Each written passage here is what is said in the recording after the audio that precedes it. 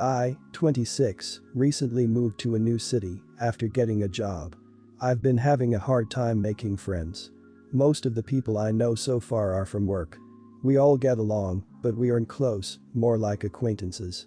My boss Sue has been very welcoming since I moved.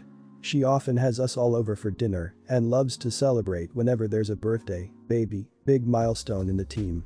Last week, I was out to lunch with Sue and a few other coworkers when Sue told me about a hiking group her husband runs and how it's a great way to meet people. She said he'd be leading a hike on Monday, this past Monday, and the whole team should go since it's a holiday. Monday was my day, but I hadn't told anyone and I didn't have any other plans, so I said yes to the hike. I drove to the meeting spot on Monday, which is kind of remote and up in the hills. Nobody was there when I arrived besides Sue's husband Greg. I asked him where everyone was. He said no one else could make it and it would just be us on the hike. It was early morning and still dark and I didn't know Greg other than seeing him in passing at Sue's house. I knew he was probably a nice guy, but I felt nervous going hiking in a dark remote area with a man who was practically a stranger. I called Sue and she told me that something came up with her kid, but I should go, it'll be worth it for the view, etc. I still felt unsettled and asked Greg if we could postpone for a day when others can come. He got frustrated, saying it's no big deal and we should hurry up and start. I was more nervous at that point and thanked him before saying I was going to head home. That upset him even more and he came toward me and asked me if I thought he was a serial killer. He seemed angry so I panicked and jumped in the car saying I had to go. He kept yelling at me to stop as I drove away. I was on the way home terrified when Sue called me. Apparently the hiking trip was a cover for a surprise birthday party the team was throwing me at the lookout point. She found out my day through Facebook and Greg was just supposed to lead me there. I felt terrible and offered to drive back, but Sue was pissed and said I ruined it for everyone and made Greg feel like a creeper. Now the environment at work is tense. Sue and my coworkers only talk to me when they need something and they didn't invite me to team lunch. I feel like I really messed up. Not the a-hole. They were intentionally misleading you and you got suspicious and scared. Your suspicion was therefore justified.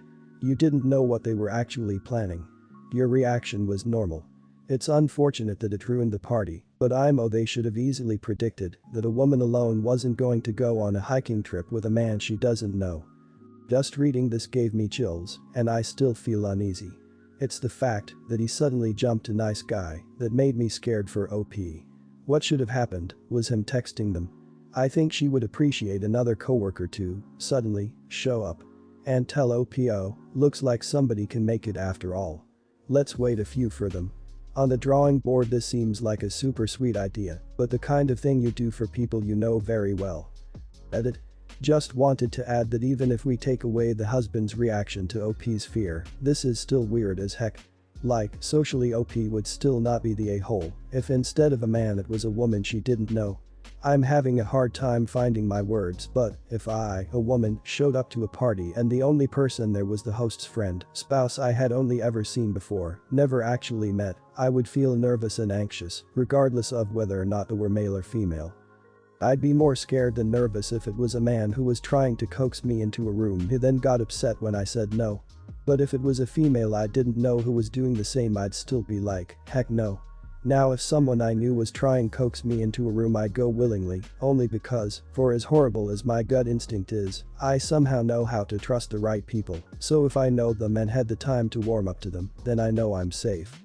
Bragg could also have come clean about the surprise when it was clear OP was getting uncomfortable instead of jumping to the nice guy routine.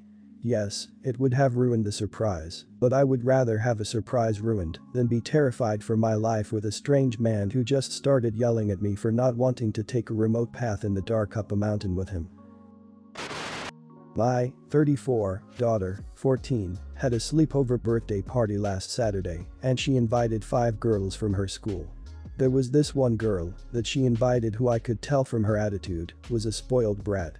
When she rang the doorbell, she walked in looking down at her phone, didn't greet me or my wife, and handed me her jacket without even looking up.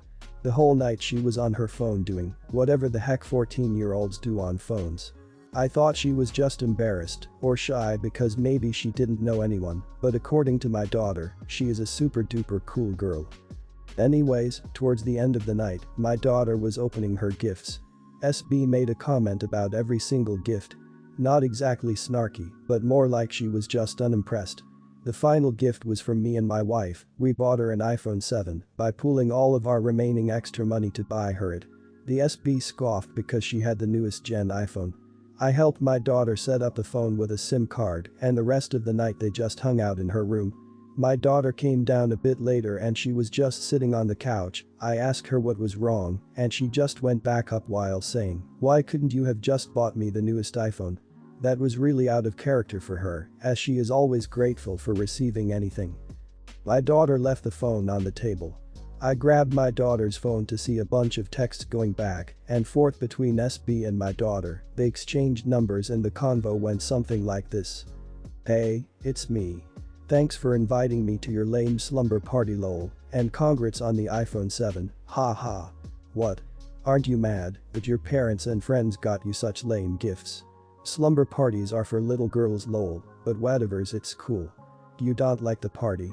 I just wish I could go home, lol." End.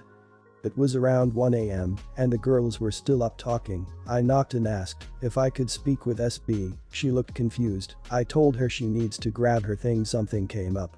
I did this as to not embarrass my daughter in front of her friends. I took her downstairs and asked her to call her mom. She asked why and I said, "Because that's what you said, right, that you wish you could go home, so go." She was tearing up a bit and made the call. I talked with her mom for a bit when she came. I showed her the texts and she apologized profusely and said, "It's just a teenager phase, one guess. I'm so sorry, but don't you think she could stay? If not, I understand." I thought about it for a bit, but her staying probably would have made it awkward for everyone, so I told her it was best if they just left.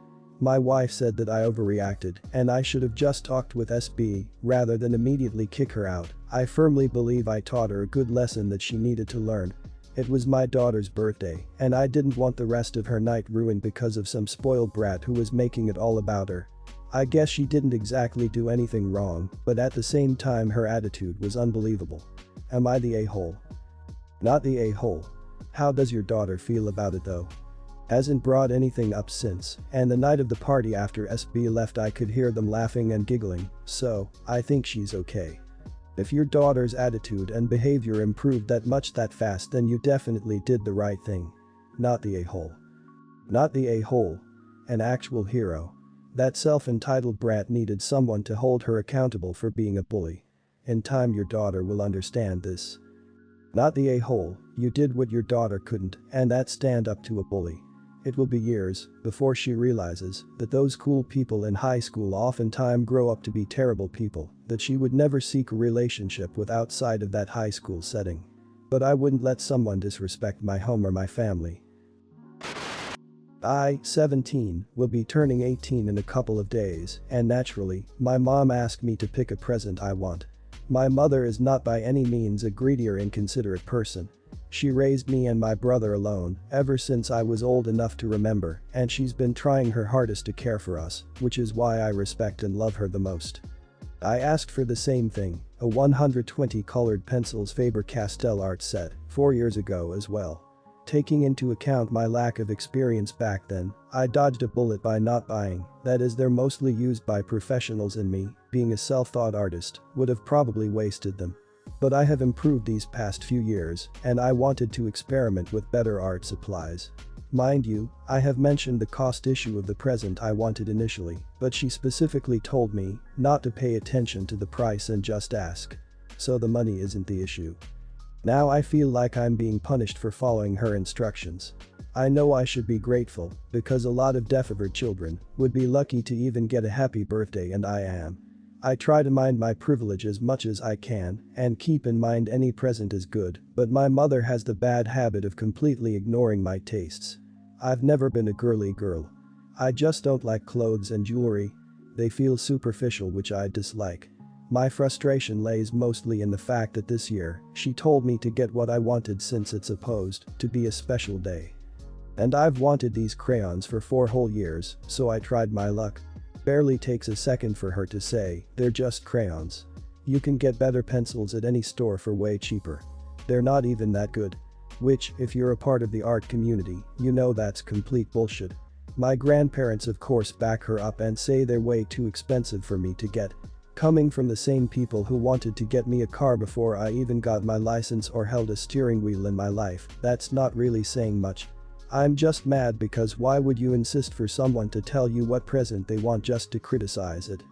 I got angry and told her that if she doesn't want to get me what I asked for, she can just not get me any presents at all, since I may not be petty enough to pound them, but I'd be bitchy enough to ignore them. With this pandemic going on, I do have the choice of holding a party with an invite limit, but I just don't want to anymore. I know they won't listen to me and just hold one anyway, but I'm seriously thinking of just not attending. I know it would just create more drama and I'm probably just upset, but hey. Is this just me being a spoiled brat? Not the a-hole. I think your issue isn't with the present purse, but with the way your interests are dismissed. Your mom and grandparents aren't accepting your true self and that always hurts. On top of that, they ignore your expertise and tell you what you should want according to them. Why did she bother asking then? I think it's totally fair that you are upset, but not going to the birthday party isn't going to help. It'll make you look like a spoiled brat that only cares about her pencils. Well, it's much deeper than that. I'd try talking to your mom about how this hurt your feelings instead. If you can, try to get an ally. An art teacher, a working artist, someone who can explain your request to your family. Please let us know how it goes later. Not the a-hole. It sounds like the issue is less the gift and more your family not really caring about who you are as an individual. I think there's probably a communication issue here and probably some anxiety from family members who want you to be a certain way because they love you and feel like if you're not like them, you won't love them anymore. I would also ask your mother what she was hoping you'd ask for and basically try to stay calm and talk to her like an adult and sort of reassure her you value her for who she is and aren't dismissing her, then she'll likely be more receptive.